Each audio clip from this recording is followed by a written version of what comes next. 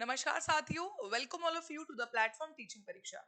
आज है 9 अक्टूबर और आज सुप्रीम कोर्ट में बिहार स्टेट की बीएड के लिए जो उन्होंने डिमांड की थी कि जो प्राइमरी है उसमें बीएड को शामिल किया जाए, उसकी आज सुनवाई थी।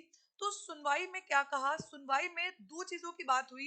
एक तो जो रिट हुई थी, जो रिट लगाई गई थी, उसको विड्रॉ करने की बात की और इसके साथ साथ यहाँ पर जो बिहार सरकार है उसने पुनः याचिका यानी कि लिबर्टी की बात की, लिबर्टी हुआ है। तो ये दो चीजें आज आपको बिहार का जो आपका सुप्रीम कोर्ट में जो फैसला होने वाला था उसमें आपको ये दो चीज देखने को मिली।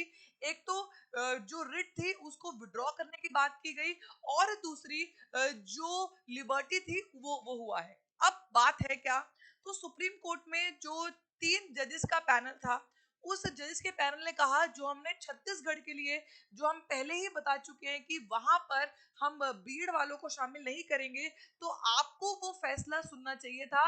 और जब उस स्टेट के लिए हुआ है तो बिहार सरकार के लिए भी वही चीज होगी। यहाँ पर बिहार सरकार ने कहा हम आपकी बात को मानते हैं, तो उन्होंने जो अपनी रिट लगाई थी उसको विड्रॉ करने की बात की है।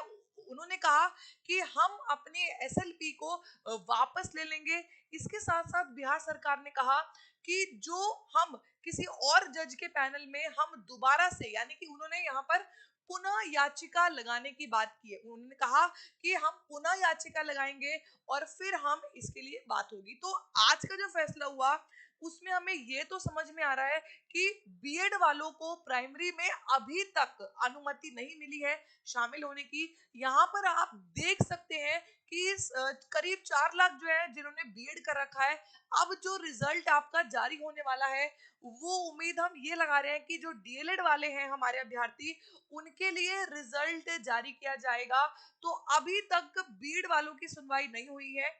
अब ये देखना है कि बिहार सरकार किस तरीके से बीएड वालों के लिए आगे काम करेगी, किस तरीके से बीएड वालों को शामिल करने के लिए वो याचिका लगाएगी, कौन से जजेस का पैनल होगा जो उनको सुनेगा।